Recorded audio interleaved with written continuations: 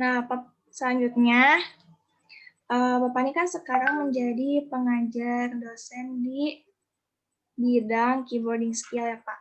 Nah, apa sih yang meyakini Bapak untuk mengajar di bidang keyboarding skill ini? Sedangkan dilihat dari riwayat pendidikan Bapak sebelumnya kan bisa dibilang tidak sejalur ya, Pak ya.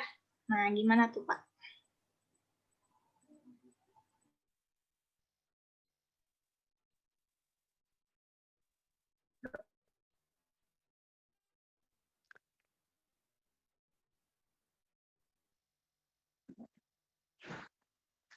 Nah, kenapa saya meyakini? Pertama tuh memang ya awalnya bukan meyakini aja sih sebenarnya, memang ada kewajiban untuk mengajar di sana. Jadi ketika masuk juga ada pembagian jadwal mengajar dan kebetulan saya diberi tanggung jawab untuk mengajar bidang keyboarding skill. Nah, kenapa semacam saya yakin bisa mengajar di bidang sana? Padahal memang riwayat pendidikan saya di bidang manajemen SDM dan etika bisnis. Jadi memang seperti ini sih sebenarnya ketika kita menjalankan suatu pekerjaan, itu nggak mesti harus plek sama dengan apa yang menjadi latar belakang kita. Misalnya, saya manajemen SDM, harus mengajar manajemen SDM, kan itu organisasi juga tidak bakal jalan. Meskipun saya tidak pernah belajar di sana, saya mendapatkan pelatihan terlebih dahulu nih, gimana caranya biar saya itu bisa mengajarkan ke kalian. Jadi sebelum sebelum mengajar, saya juga ada pelatihan selama sebulan kemarin. Jadi dilatih dulu, oh misalnya saya melatih kalian untuk pengetikan 10 jari. Nah saya juga harus dilatih untuk bisa dulu nih. Jadi sebelum mengajar memang dilatih terlebih dahulu. Terus juga saya yakin juga untuk keyboarding skill ini juga merupakan apa ya, kayak keterampilan yang emang bakal terus-terusan dipakai selama perkuliahan. Jadi tidak hanya di semester pertama aja, atau mungkin di semester kedua aja. Ini bakal terus kepakai di semester berikutnya sampai semester 8, pada saat mengerjakan skripsi, atau pada saat bekerja juga keyboarding skill bakal kepakai. Misalnya bikin presentasi buat perusahaan rekanan, itu juga bakal kepakai. Bikin surat dinas di perusahaan bakal kepakai keyboarding skill. Jadi ibaratnya apapun sekarang tuh emang keyboarding skill juga punya apa namanya, memberikan kontribusi lah. Nah itu sih yang, wah ternyata ini, emang sih kayak sederhana banget sih cuma ngetik doang, tapi ternyata emang dampaknya, pengaruhnya juga menurut saya cukup, signifikan dan jangka panjang sih. Nah makanya itu saya terima buat mengajar keyboarding skill, seperti itu. Nah, sekarang aku pengen tahu nih Pak, pendapat Bapak terhadap kampus Polban tuh kayak gimana? Mungkin kan ada perbedaan nih Pak, sebelum Bapak menjadi dosen dan sudah menjadi dosen tuh, eh, pandangan Bapak atau pendapat Bapak tentang kampus Polban tuh pastinya ada berbeda nih Pak ya. Nah, gimana Pak? Oh ya, sebenarnya sih kalau pandangan saya tentang Polban sebelum jadi dosen dan setelah jadi dosen itu jujur saya nggak bisa memberitahukan memberitahukan. Jujur saya nggak tahu nih, soalnya saya tahu Polban juga, itu adalah ketika apa namanya tuh, ketika mau daftar nih, "Oh Polban apa nih? Polisi Bandung nih jangan-jangan," kayak gitu. Oh ternyata Politeknik Negeri Bandung, kayak gitu.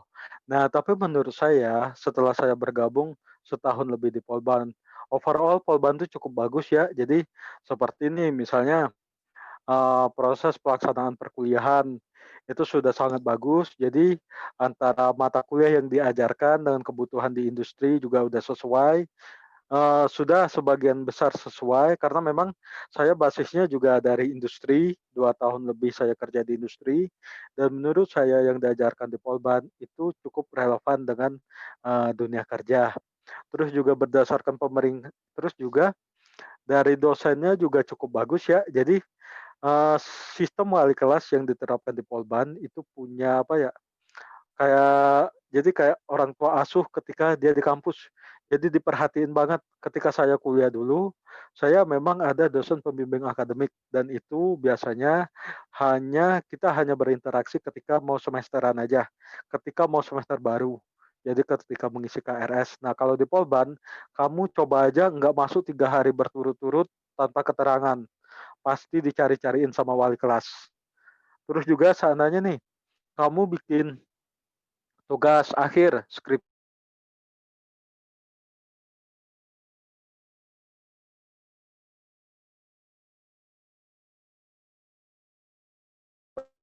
kendalanya seperti apa. Nah, itu sih sebenarnya. Jadi kontrol dosen itu jadi kayak apa ya, jadi perhatian dosen, terus dosen tuh mengetahui nih, misalnya bisa langsung mengetahui kalau seandainya si anak ini misal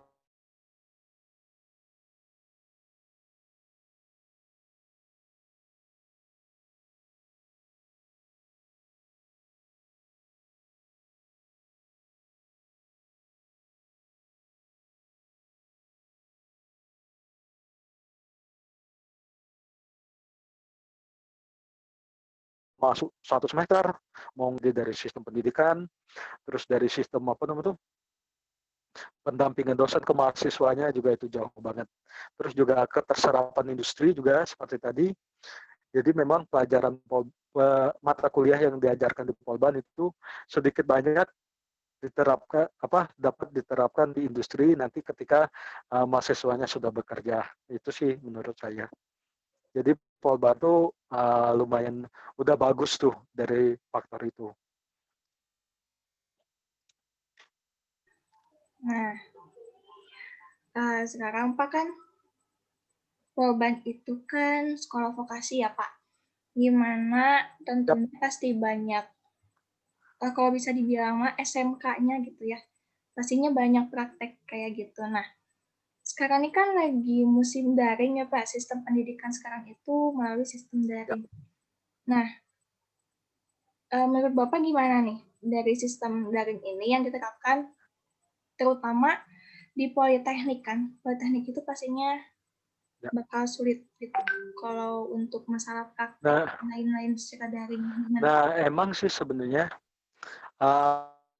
itu yang bikin apa ya, jujur saya sendiri menyadari kan dalam konteks keterampilan mengetik aja, keyboarding skill yang harusnya kita full praktek di lab melakukan pengetikan, tapi sekarang ini daring dan kalian apa namanya kita memberikan sedikit contoh dan instruksi dan kalian latihan sendiri, kita mengawasi hanya dari logbook laporan kalian aja. Nah, di sini saya otomatis pertama nih yang saya tekankan adalah gimana nih kreativitas dosennya, gimana caranya agar praktek itu bisa terkonversi ke dalam tugas-tugas. Jadi misalnya nih, kita praktek untuk penanganan surat masuk dan surat keluar. Nah, itu kan kalau di lab kan gampang tuh ngelihatnya. Kita lihat buku buku apa namanya, surat masuknya, buku surat keluar, atau buku ekspedisi intern dan ekstern. Ketika daring, kan ngirimnya via email, terus kita juga nggak tahu dikirim kemana, otomatis kita harus kreatif nih. Misalnya, buku surat masuk keluarnya adalah dengan menggunakan logbook yang melalui Google Drive, jadi biar bisa dicek. Terus dari Google Drive, misalnya antar kelompok A, pengiriman apa namanya soft file-nya sama kelompok B itu balance nggak? Jangan-jangan kelompok A ngakunya mengirim surat ke kelompok B. Harusnya dicatat di buku pengiriman surat keluar. Tapi di kelompok B, ternyata di surat masuknya nggak ada. Wah, berarti ada yang bohong nih salah satu dari kedua kelompok tersebut. Nah, itu tuh. Jadi harus memang sih bakal banyak banget tugas-tugas kalian, tapi itulah merupakan konversi dari prakteknya. Jadi kita melihat proses bisnisnya seperti apa, logika berpikirnya seperti apa, jadi kelihatan tuh, oh ternyata ini anak udah bener nih menjalankan prakteknya.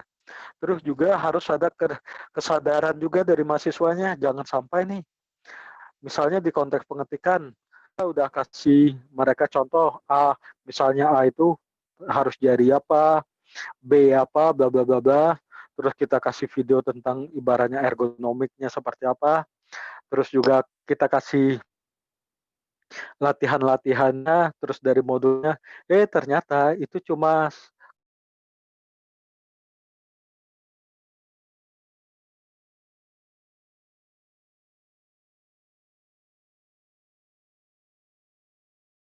kesadaran juga dari mahasiswanya untuk mengikuti instruksi yang diberikan. Kayak gitu sih sebenarnya. Makanya memang daring berat banget, tapi seandainya kalau dua hal itu bisa dilakukan, insya Allah lah.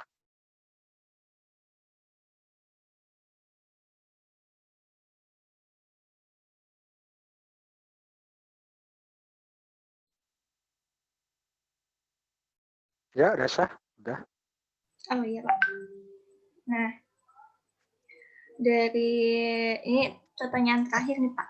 Nah, Ya, eh, ada nggak pesan buat mahasiswa baru Polban sekarang yang baru masuk, mungkin ya Pak, baru masuk langsung kuliah online gitu kan? Pastinya ada ada shock itu, ada perasaan shocknya.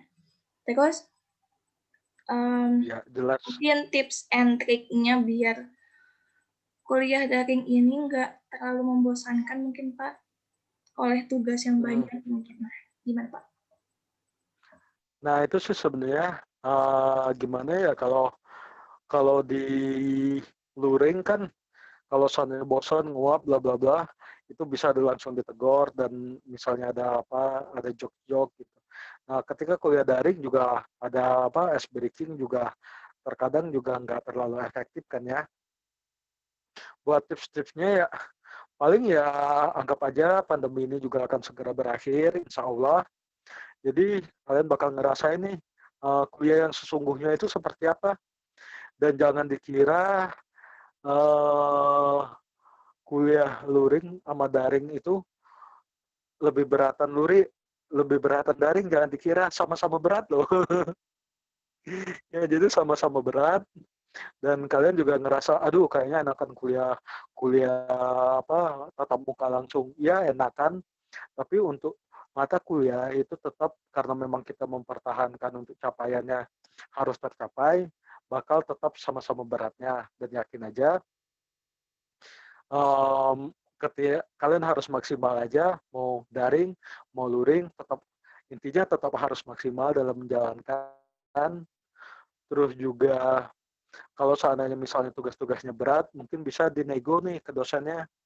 Misalnya nih, memang sih kita terkadang menggunakan skala prioritas kan ya. Tapi karena semua dosen itu adalah semua mata kuliah itu adalah prioritas, mungkin untuk beberapa mata kuliah yang memberikan tugas di akhir, dinego nih, Pak, Bu, misalnya, kita udah punya 4 tugas nih mata kuliah yang lainnya. Bagaimana untuk yang tugas Bapak? Misalnya dikasih kelonggaran waktu, misalnya dari 1 hari menjadi 2 hari pengerjaannya seperti itu. Soalnya gini, kalau mahasiswa ngomong, Pak Bu, kita udah ada tugas ini A, B, C, D, E. Kalau tugas ini gini aja 2 hari aja. Nah kalau sana langsung kayak gitu, ya bisa aja nih dosen pengampunya ngerasa, oh terus mata kuliah saya nggak prioritas apa? Nah kayak gitu. Tapi memang harus dikomunikasikan aja sih, memang. Jadi kayak misalnya pokoknya bisa-bisa kalian lah negonya kayak gimana.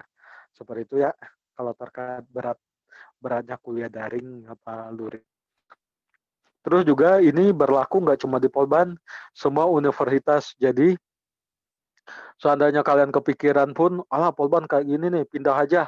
Alah pindah juga tetap kayak gini juga, kayak gitu. Tetap aja online lagi, tugas bejibun lagi, seperti itu.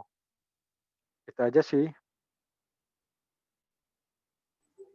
Nah, mungkin udah cuma segitu doang sih Pak pertanyaan dari saya buat sesi wawancara sekarang. Oke. Ya, Uh, Terima kasih ya Pak ya udah mau meluangkan waktunya untuk sesi wawancara ini. Dan mohon oke. maaf Pak bila ada salah Ya. kata dari sayanya terus mengganggu waktu Bapak. Sekian aja mungkin Pak ya. Assalamualaikum Oh iya, warahmatullahi nggak wabarakatuh. apa-apa. Ya. Waalaikumsalam warahmatullahi wabarakatuh.